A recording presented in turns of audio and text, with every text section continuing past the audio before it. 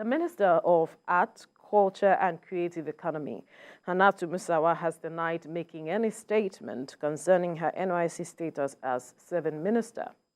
This is as controversy surrounding the minister has deepened in the past days following the disclosure by the NYSC, that's the National Youth Service Corps, that the Mrs Musawa is currently undergoing her National Youth Service, sparking calls from her critics that she should vacate office.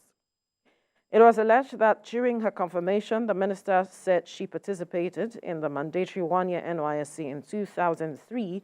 The government agency says she absconded from the service midway and withheld her certificate. The question on the lips of many is how legal is it for a serving corps member to function as a minister? Joining us in the studio is a lawyer, Stephen Obajaja, who is also the former secretary, Nigeria Bar Association, Lagos chapter. Good morning. Thank you for joining us. Thank you. Now, help us understand what is going on. There's been the legality and illegality of this matter. She being a corps member, the commission is saying she cannot, that it is illegal for her to serve as a minister while still, undergoing her service here. And there are other learned colleagues of yours who say that there is nothing illegal about this. Help us better understand what your impression is about what's going on. You see, I have made the point many times. Nigeria is a country of high drama. 1 week, one drama. If I may parody that good old book we read many years ago, One Week, One Trouble, in our formative years. Now, this matter is not just today. It first came to limelight, I think, in the year 2020, yes, when President Muhammadu Buhari first tried to appoint her a board member of PENCOM. Yes. That went. When the ministerial list was released, her name was there. The DSS did a background check. The National Assembly then cleared her, and she has been subsequently sworn in as a minister with a portfolio. Why are we back to this drama? So when I say Nigeria is a country of high drama... Isn't it an issue that has to be addressed?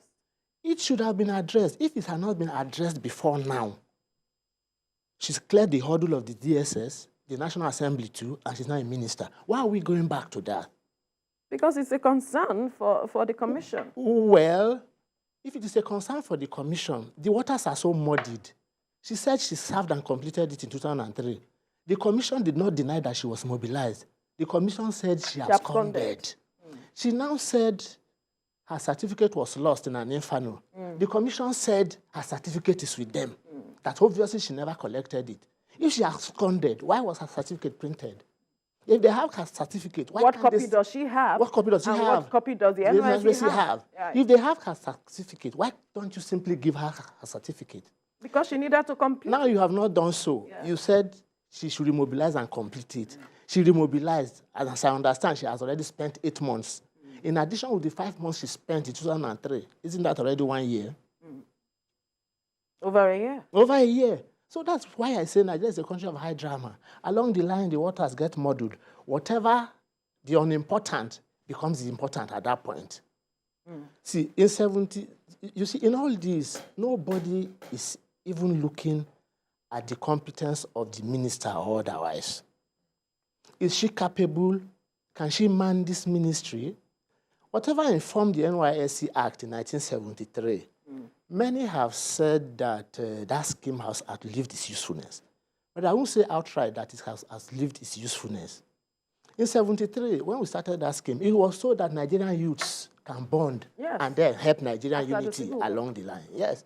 Now, the people who first did their NYSC are leaders today.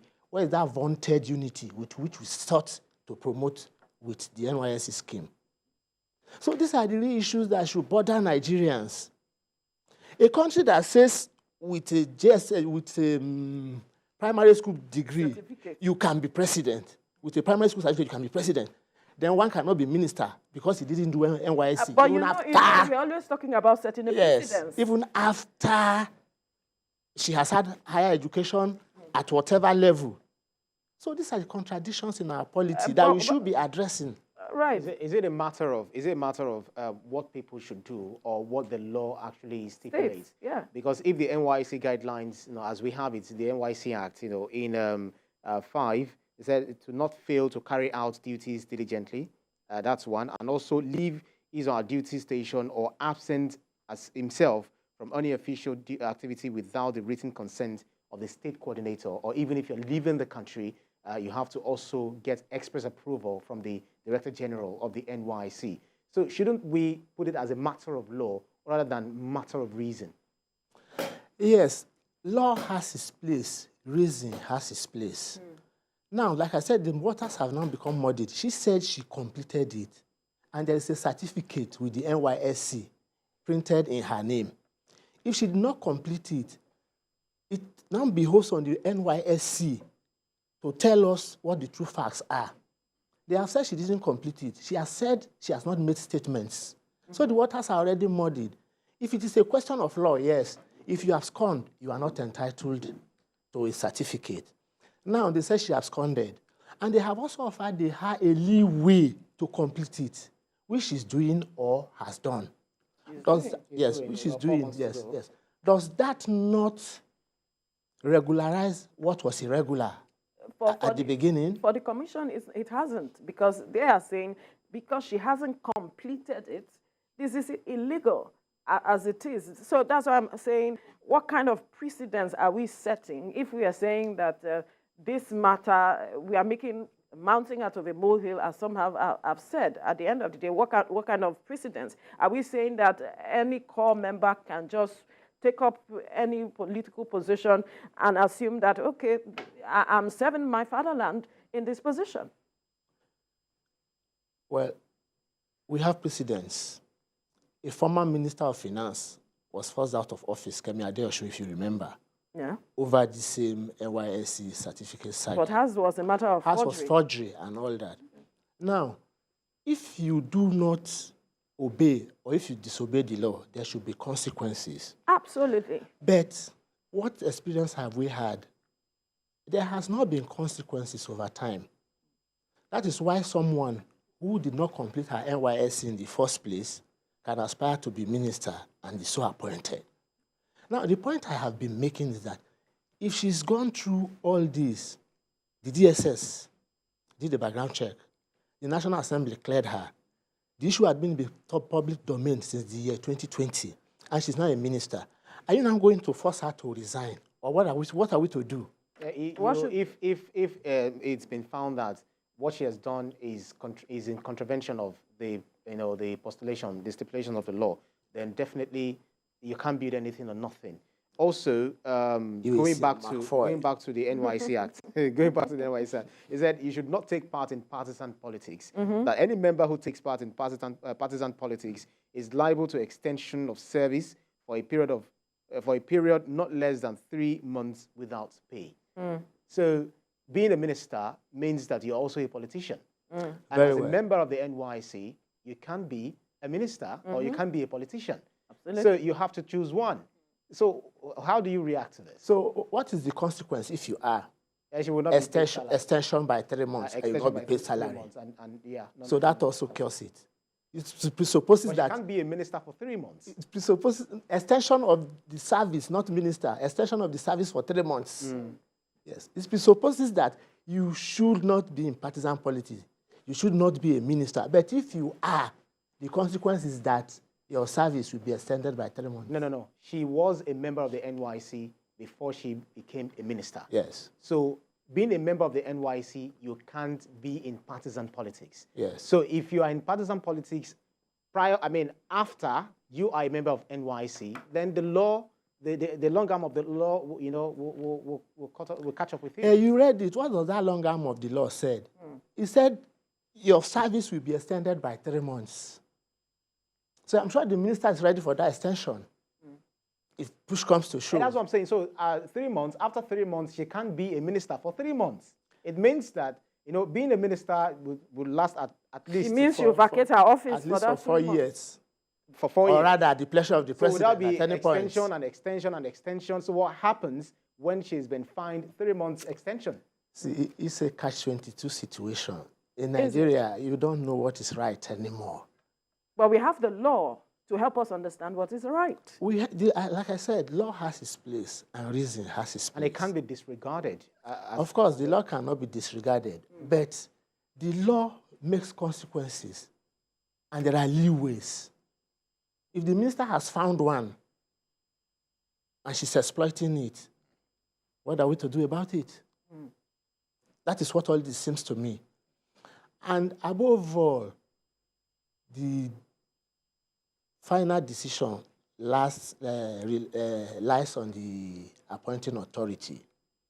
You and I cannot force her out of office. The NYSC cannot do so. It is only the president who appointed her that can do so. Now, the buck stops at the table of the president. Whatever the law is. The law was there when she was appointed. The law is still there now that she's serving. So at the end of the day, the buck lies on the table of Mr. President.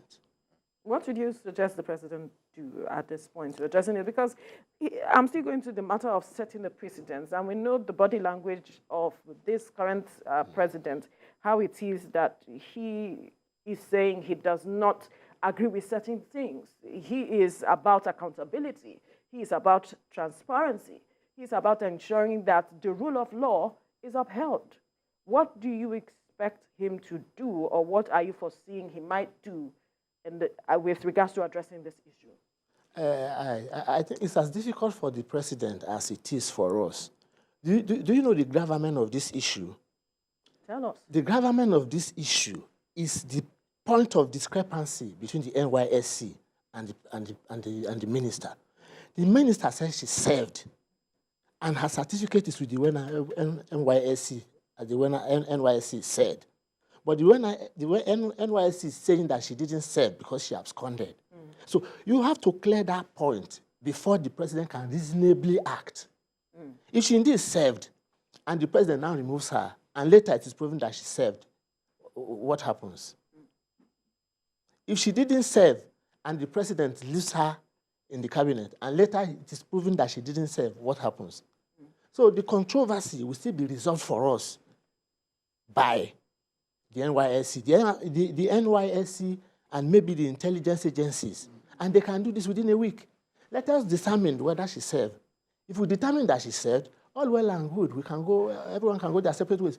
If it is determined that she did not serve, you still go back to the president to decide whether to remove her or not.